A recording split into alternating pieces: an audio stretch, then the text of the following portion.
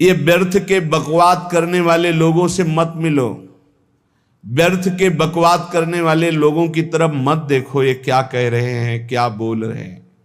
और तुम भी व्यर्थ का बकवाद मत करो।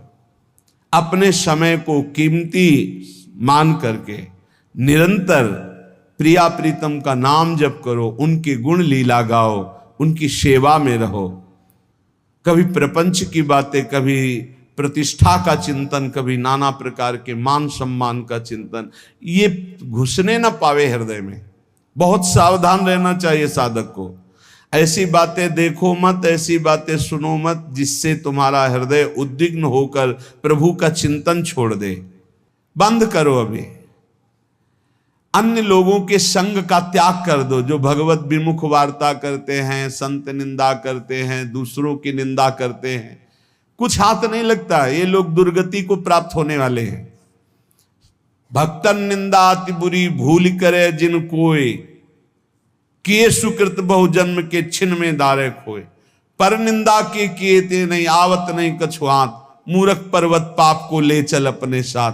तो अलम कश्यापि संगत्या, ऐसा संग मत करो जिनके पास बैठने से भक्त निंदा, जन निंदा, भगवत निंदा हो।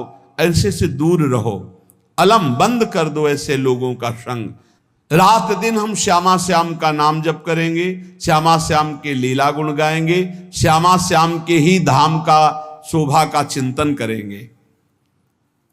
जब तुम अपना जीवन श्यामा श्याम के चरणों में न्यौछावर कर दोगे तो पूरा भार श्यामा श्याम ले लेंगे और तुम्हारे हृदय में मस्ती आ जाएगी। जो ऐसा निश्चयी होता है, दृढ़ निश्चयी, उसके अंदर दृढ़ विश्वास, तो उसके हर समय भगवान की स्फूर्ति होती रहती है। भारी प्रतिकूलता में भी भगवान का सानिध्य अनुभव होता है। वो अनुकूलता में तो भगवान के दुलार को देखता है, लेकिन प्रतिकूलता में भगवान की विशेष कृपा को देखता है। ये संयोग, ये वियोग, संसार की ये द्वंद्वमयी वृत्तियां भक्तों के हृदय में नहीं चुभती। आए की हुज्जत नहीं, गए की तलाश नहीं, क्योंकि नित्य संयोग भगवत स्मृति के प्रभाव से प्रभु का रहता है। शोक, विषाद बहुत ध्यान देने योग्य विषय है। तभी लोगों को ऐसा लगता है कि ऐसा कैसे हो सकता है। भक्त के चरित्रों को जब सुनते तो लगता है ऐसा कैसे हो सकता है, ऐसी परिस्थिति में भी ऐसा कैसे हो सकता है।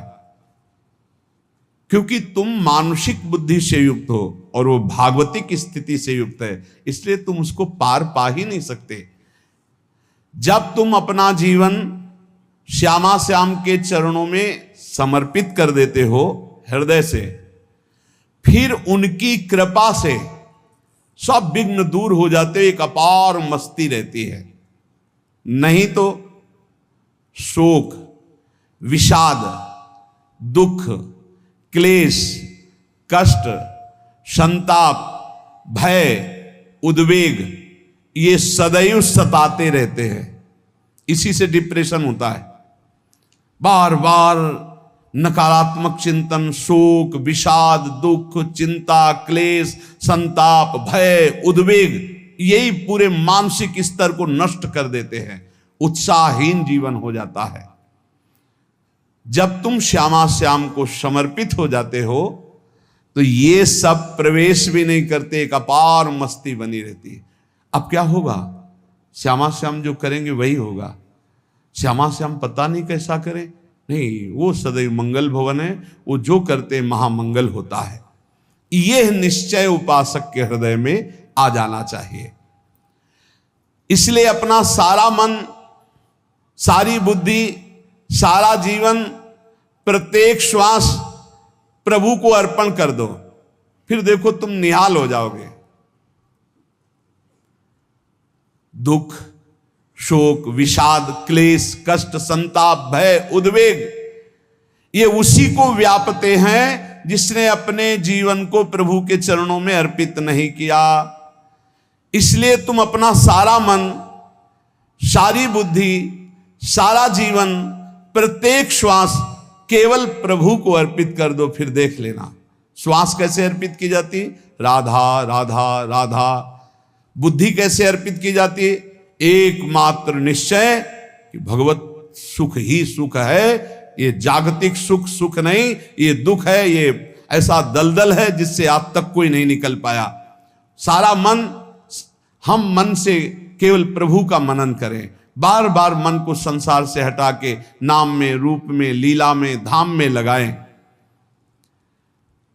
बहुत प्रसन्नता हो जाती है उस उपासक के हृदय में जो अपना मन बुद्धि प्रभु के चरणों में अर्पित कर देता। भगवान ने तो इसको बहुत उत्तम स्थिति बताया है कि मेरे से कभी वो अलग हो ही नहीं सकता यदि मन बुद्धि अर्पित कर दिया। मय्येव मन आधत्स्व मयि बुद्धिम निवेशय, तो निवश्य मय्येव अत ऊर्ध्वं न संशया, बिल्कुल संशय नहीं, वो मेरे में ही निवास करेगा जिसने मन और बुद्धि अपनी मेरे में अर्पित कर दी। बहुत प्रसन्नता रहेगी उस उपासक के जीवन में जो अपने आप को मन बुद्धि सहित प्रभु के चरणों में समर्पित कर दिया है। भगवान का आश्रय लेने वाले की पहचान है हर परिस्थिति में प्रसन्न रहना। देखो आप भगवद आश्रित हो कि नहीं, देखो अनुकूल परिस्थिति में तो सब प्रसन्न रहना, लेकिन प्रतिकूल परिस्थिति में प्रसन्न रहना ये भगवान के भक्तों का लक्षण है। हर परिस्थिति में प्रसन्न रहना ये भगवान के भक्तों का लक्षण है। आनंदगन भगवान का आश्रय मिलते ही आनंद छा जाता है हृदय में। उनके पास आनंद का अभाव होता ही नहीं है। जैसे सूर्य का प्रकाश उदय होते ही सूर्य का प्रकाश संपूर्ण अंधकार को नष्ट कर देता है, ऐसे ही भगवान का संपूर्ण आश्रय लेते ही सब दुख चिंता शोक नष्ट हो जाते, आनंद ही आनंद। तुम भगवान के मंगलमय रूप को नहीं जानते हो, पर उनके मंगलमय भाव को, विधान को मानना शुरू कर दो। जो भी होता है मंगलमय होता है। हमने जीवन में देखा है, अगर इधर कोई बहुत बड़ा सुख दिया तो देर नहीं लगेगी, 24 घंटे नहीं व्यतीत होंगे और ऐसे दुख दे देंगे, जिससे दोनों का समान भाव रख करके ना दुख में तुम भूलो प्रभु को, ना सुख में फूलो, सीधे भगवत मार्ग में चल। पूरे जीवन की बात देखा है, भगवान के मंगल विधान में सदा सर्वदा सुख ही सुख है, इस बात को मान के प्रसन्न हो जाओ।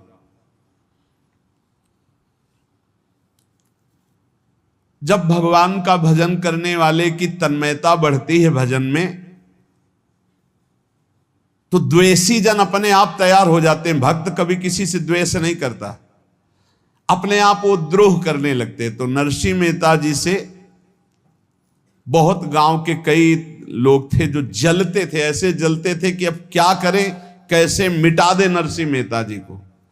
अब उपाय तो मिल नहीं रहा था। तो एक दिन संतों की मंडली आई और उन्होंने कहा कि हम रास्ते में कोई चोर आदि धन ना ले ले, इसलिए यहां से किसी की हुंडी चलती है क्या द्वारिका में? पहले ऐसा था। बोले हाँ, हमारे यहां बहुत बड़े सेठ हैं नरसिंह मेहता जी, पर आप कहोगे वो मना कर देंगे। कई बार कहोगे, अगर वो स्वीकार कर ले तो वहां। और उनका लक्ष्य था कि नरसिंह मेहता जी की तो खाने की भी सुविधा नहीं थी, हुंडी कहाँ की बात आई। उनका था कि जब वो ना कहेंगे तो संतजन नाराज हो जाएंगे, अगर हाँ कह दिया तो वहां हुंडी चुकेगी नहीं, तो संतजन अपने आप इनको शाप दे देंगे, अपराध बन जाएगा, ये नष्ट हो जाएंगे। संतों को भेजा नरसिंह मेहता जी ने, सबकी दंडवत की, चरण पखाड़े। तो उनका ये इतना रुपया है, द्वारिका में साधु सेवा हम करेंगे, वहां तुम्हारी हुंडी चलती है, तो आप अरे उनका आप कहाँ भूल रहे हो, यहाँ खाने की भी व्यवस्था। बोले हमें सब पहले से बता दिया गया कि आप मना करोगे, बार बार मना मत करो, हमें पता है। तो उन्होंने ठाकुर जी की तरफ देखा, बोले क्या लीला है प्रभु, संतों से हम क्या कहें, ये ले रुपए। उस समय स्वर्ण की मोहरें चलती थी, बेच के बाजार से खूब उन संतों को पवाया, उन्हीं संतों की सेवा की। और उनका अपने सेठ का नाम तो बताओ जहां हमें जाके हुंडी मिलेगी। सेठ, सावल शाह सेठ। संत जन गए वहां, पूछा कि नरसिंह मेहता जी का जिन सेठ से परिचय, उनका नाम सावल शाह सेठ, उनकी गद्दी कहाँ है?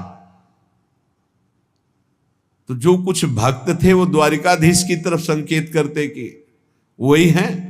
बोले नहीं नहीं, वो सेठ है, उनकी गद्दी चलती। पूरी बाजार में कहीं कोई। अब संत जन एकांत में होकर के बहुत विचलित हुए, क्या हमारे साथ धोखा हुआ? नरसिंह मेहता जैसा संत क्या धोखेबाज हो सकता है? देखो, संशय तो बहुत विचित्र होता है। बड़े बड़ों को संशय हो जाता है। जब भगवती सती जी को संशय हो गया, राम जी को, हे खग हे मृग हे मधुकर श्रेणी, ऐसा पूछते हुए कि सच्चिदानंद कैसे हो सकते, तो किसी को हो सकता है, क्योंकि वो बुद्धि की अधिष्ठात्री देवी है। जो ही उनके मन में ऐसा आया कि क्या हमारे साथ धोखा हो रहा है, इतने में ही देखा जय हो सावल शाह सेठ की। वो कहा सावल शाह सेठ? तो देखा बढ़िया मुनीम जी उनके साथ, और सेठ बस्ता लिए हुए मुनीम जी, सरकार इधर से चलो। तो उनका सावल शाह सेठ आपका नाम है? संतों ने कहा। बोले हाँ। बोले नरसिंह जी? हाँ। बोले आपकी हुंडी आ गई है। हुंडी एक कागज में लिखा कि ये हमारे सेठ जी को दे देना। वैसे लोग मुझे माखन चोर कहते, कोई कुछ कहता, लेकिन आपने सेठ बना दिया। जब आपने सेठ बना ही दिया तो आप कभी परवाह मत करना तुम। और ये सेवक आपकी सेवा में सदैव तत्पर है। भगवान ने ऐसा लिखा। जो भगवद आश्रित है, एक बार ये चलता रहता है, जो संत जन होते हैं उनके विरोधी अपने आप बन जाते हैं। किसी से कोई मतलब नहीं, अपने आप विरोधी बन जाते हैं। कबीरदास जी का पूरी काशी में यश था। भजन करने वाले महापुरुषों का यश बढ़ता है जब, तो जो भजनहीन होते हैं उनके हृदय में जलन पैदा हो जाती है, और वो उनको विविध प्रकार से फंसाना चाहते हैं, उनको कष्ट देना चाहते हैं। तो कबीरदास जी के यश को धूमिल करने के लिए कुछ ब्राह्मणों ने एक रचना रची। मुड़ मुड़ा के कबीरदास जी के शिष्य बन करके पूरी काशी के सब आश्रमों में निमंत्रण दे आए। कल भंडारा है, संत सेवा है, सबने स्वीकार किया। कबीरदास जी अपनी दिनचर्या करके निकले तो संत मंडली आने लगी। बोले कै बजे सेवा है? साधु सेवा। बोले कौन सी साधु सेवा? बोले कल आपके शिष्यजन निमंत्रण दे के आए, पूरी काशी के सब संत आ रहे हैं। कबीरदास जी ने कहा यहाँ तो एक की भी व्यवस्था नहीं, पूरी काशी के संत आ रहे। अच्छा, समझ में आ रहा है, लीला बिहारी तुम लीला करना चाहते हो। गए अपना निकल गए गंगा किनारे, एक झाऊ के नीचे बैठकर अपना भजन ध्यान में मगन है। 11-12 बजे तो उन्होंने देखा संतों की मंडली, काशी तो बहुत। कबीरदास जी ने देखा कि आश्रम की, तो बोले पता नहीं क्या होगा, चलो चलते हैं। तो ऐसे गमछा वस्त्र करके ऐसे डालकर मुंह ढक करके, वहां बड़ी बड़ी पंगत लगी थी। कबीरदास जी सबको पाओ जी पाओ। कबीरदास जी के रूप में स्वयं भगवान पाओ जी। कबीरदास जी ने कहा अच्छा, जब स्वामी परस रहे तो हम भी बैठ के पा ले। तो जब उसी पंगत में बैठ गए अपना कपड़ा ढक करके, और जब मोहरे की दक्षिणा दे रहे थे सब लोग कि वाह कबीरदास जी ने आज तो साधु से। सबको जब कबीरदास जी के सामने आए तो ऐसे मुंह ढके, बोले देखो जो मेरा होता है उसे मुंह छुपाना नहीं पड़ता, मुंह ढकला नहीं पड़ता। लो दक्षिणा, तुम भी दक्षिणा ले। कबीरदास जी को कबीरदास जी दक्षिणा दे रहे, और वो कबीरदास जी है भगवान, और ये पाले वाले कबीरदास जी है भगवान के जन। कभी भगवान अपने, अरे जमाने जोर लगा ले, कितना जोर लगाएगा, भक्त और भगवान का झंडा कभी न झुकने पाएगा। बिल्कुल चिंता शोक भय उद्वेग रहित जीवन भगवद आश्रित। तुम भगवान के मंगल विधान में सदा सर्वदा प्रसन्न रहो। अब ये विचार कर लो कि भगवान जो करेंगे तुम्हारा मंगल करेंगे। अब थोड़ा ऐसा बीच में लगता है कि अमंगल हो रहा है क्या, लेकिन पक्का समझो बहुत बड़ा मंगल उनका विधान होता है। बहुत ही उत्तम मंगल होता है भगवान के शरणागत का। भगवान हमारे विचारों वाले नहीं हैं, हमारे विचार प्राकृतिक है, भगवान के विचार चिदानंदमय हैं। वो अपने विचार से हमारा मंगल करते हो, हम अपने विचार से मंगल चाहते हैं। भगवान के विचार से मंगल ही हमारा होगा, इसलिए कभी हमको चिंता शोक भय नहीं करना चाहिए। भगवान की ओर से कभी तुम्हारे लिए ऐसा विधान नहीं होगा कि तुम दुखी हो जाओ, बस तुम्हारी सोच हो सकती है, उसका परिणाम बहुत मंगल होगा। जगत की ओर से निराश हो जाओ, किसी से आशा मत रखो, फिर आप देखो आपका जीवन कैसा आनंदमय व्यतीत होता है। ये जो जगत की आशा है यही दुख प्रदान करती, सच्ची जगत की आशा ही दुख प्रदान करती है। अगर जगत से कोई संबंध न रखा जाए और भगवत भाव में रहकर तो बहुत अच्छा जीवन चलेगा। अपने कर्तव्य का पालन करो, परिवार को भगवत स्वरूप मानकर पोषण करो, किसी से कोई संबंध मत रखो, कोई आशा मत रखो, यही अध्यात्म सिखाता है। अपने आप भगवत स्वरूप, सबका व्यवहार मंगलमय और आपका जीवन मंगलमय। अपने घर में ऐसे रहो जैसे किसी अतिथि के घर में रह जाता है, चलना है यहां से जाना है। कौन रहता है अपने घर में अतिथि की भांति? भगवान का भक्त। जाना है यहां से, अपनी प्रिया प्रीतम के पास जाना। ये हमारा घर नहीं है, यहां तो हम समय व्यतीत कर रहे हैं, अपनी आयु व्यतीत कर रहे हैं भगवत आराधना करते हुए। हमें जाना है प्रिया प्रीतम के पास। वास्तविक घर भगवान का धाम है हमारा, वास्तविक घर वाले प्रभु हैं हमारे, जो नित्य सच्चिदानंद भगवान के चरणों में अपने चित्त को समर्पित करता रहता है। उसको यह अनुभव होने लगता है कि बड़ी कृपा है हमारे ऊपर, भगवान की बड़ी कृपा है हमारे ऊपर। सर्वसमर्थ परम सुहृद भगवान ऐसे भक्त के ऊपर हर समय वरद हस्त रखे रहते हैं।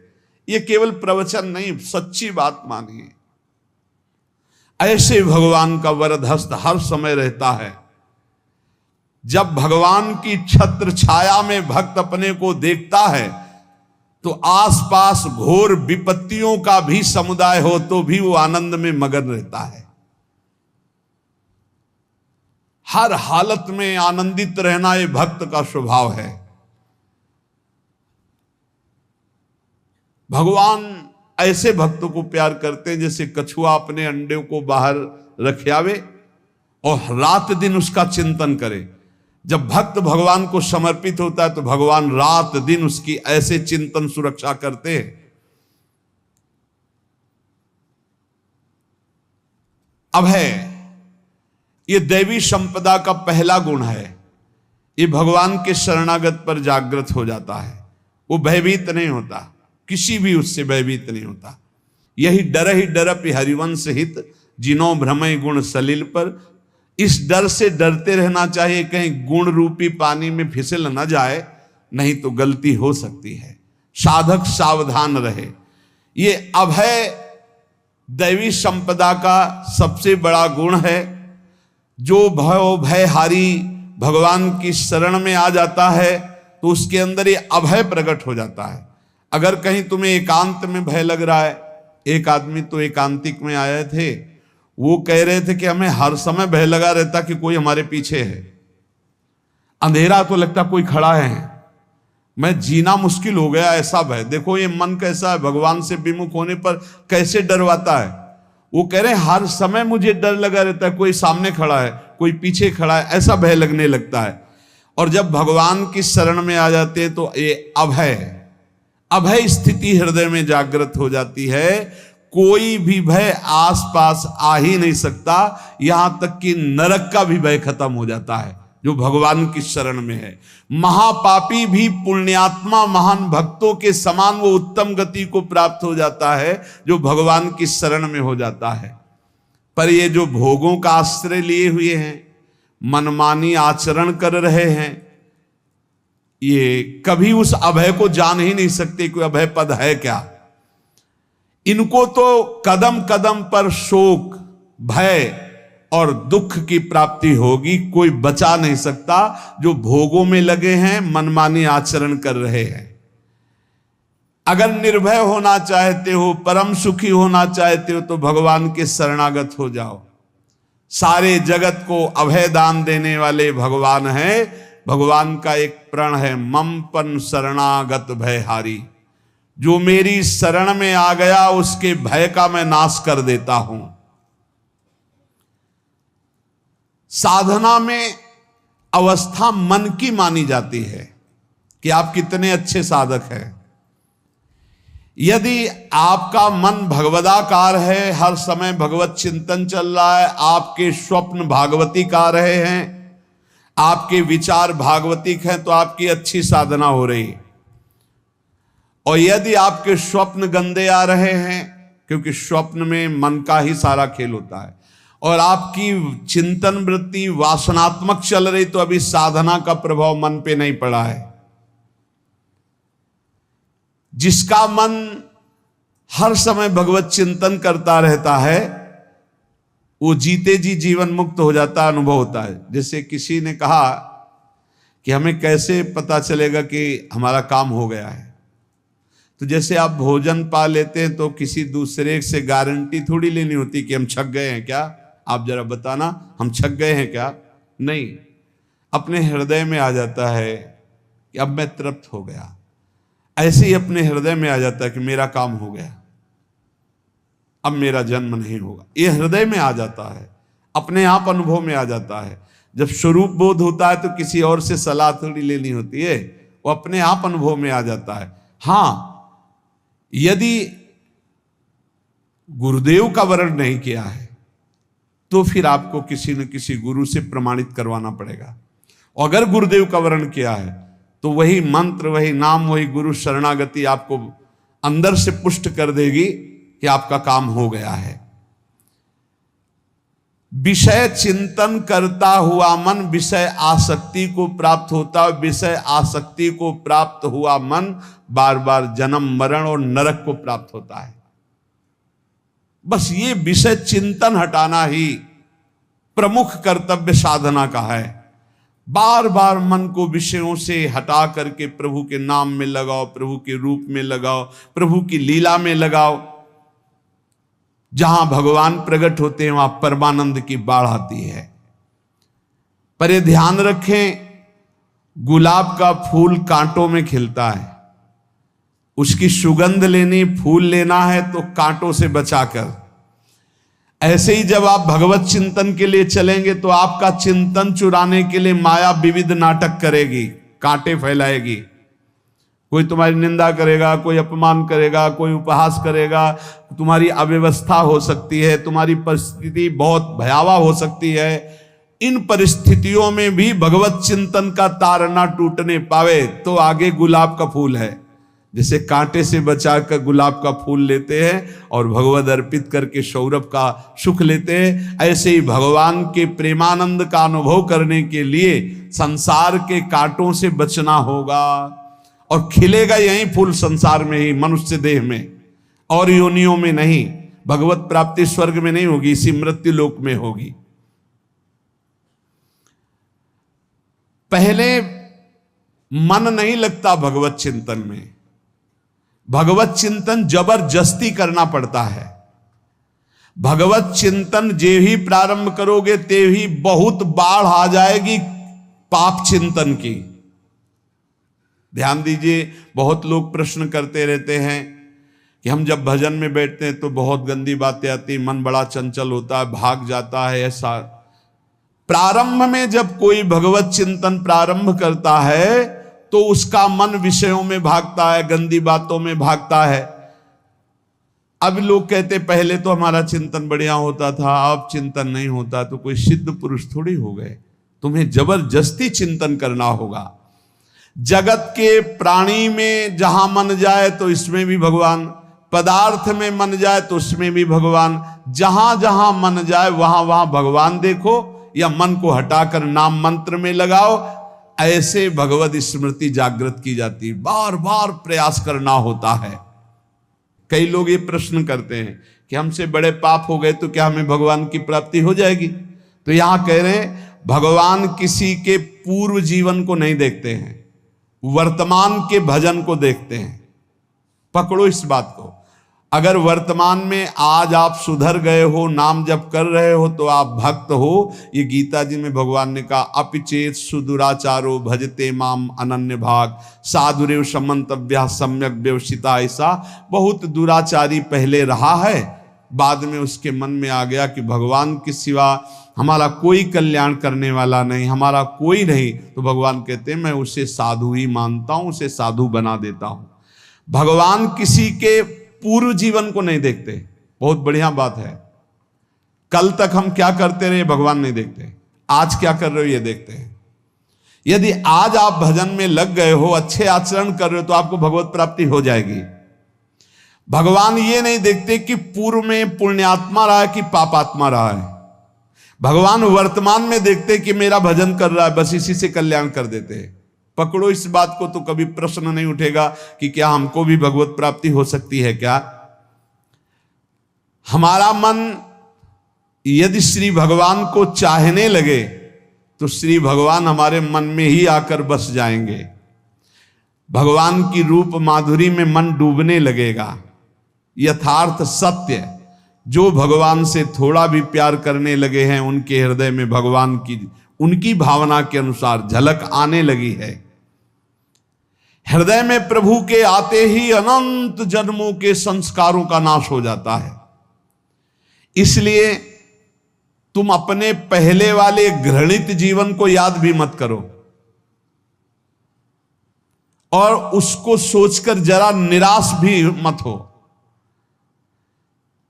अमावस्या में घोर अंधकार रहता है, पर प्रातः काल में अंधकार नष्ट हो जाता है।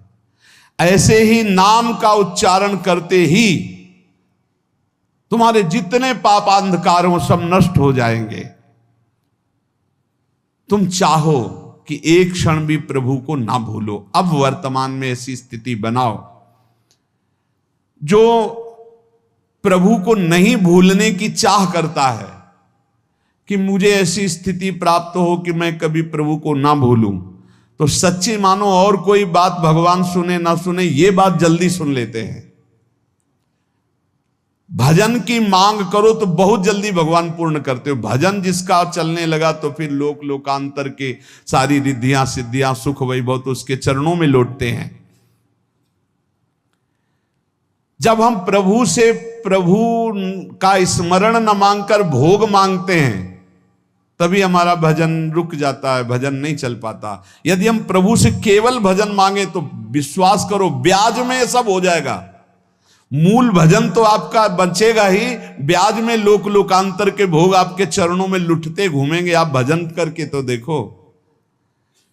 अरे घिघियाने की जरूरत नहीं, किसी से मांगने की जरूरत नहीं, भजन करके देखो, सब ठीक हो जाएगा, सब अपने आप बन जाएगा। हम बहुत बड़ी भूल कर देते हैं कि थोड़ा भजन करके प्रभु से कुछ सांसारिक वस्तुएं, स्थितियां, परिस्थितियां बदलने की मांग कर लेते हैं, जिससे भजन छूट जाता है। प्रभु की स्मृति इतनी महान है कि जिन्होंने बैर भाव से प्रभु का स्मरण किया उनको भगवान की प्राप्ति हो गई। जैसे कंस आदि भगवान से बैर ही तो रखते थे, लेकिन भगवान की स्मृति रहती थी। स्मृति ने उनको भगवत प्राप्ति करा दी। स्मृति में महान सुख है, पर वो जब भक्ति रस से युक्त स्मृति होती तब माधुर्य रस, प्रेम रस का अनुभव होता है। कल्याण तो वैर भाव से स्मरण करने वालों को भी प्राप्त हो गया। यदि आप भक्त हो और ये चाहते हो कि आपकी भागवती की स्थिति बहुत जोर की हो, तो हम आपसे प्रार्थना करते हैं कि रोज प्रभु से एक ही बात मांगिए, मुझे अखंड स्मृति दीजिए। अर्जुन जी को पूरी गीता जी सुनने के बाद यही मिला, नष्टो मोहा स्मृति लब्ध्वा। स्मृति, प्रभु आप हम पे ऐसी कृपा कर दो कि हमारे हृदय में किसी और व्यक्ति, वस्तु, स्थान की स्मृति न रह जाए, केवल आपकी स्मृति रह जाए। ये चाह भगवान बहुत जल्दी पूर्ण कर देते हैं यदि उपासक हृदय से ये बात मांगे। भगवान की कृपा से ही ऐसा हो सकता है कि अखंड स्मृति ये कर्म फल से नहीं मिलती है।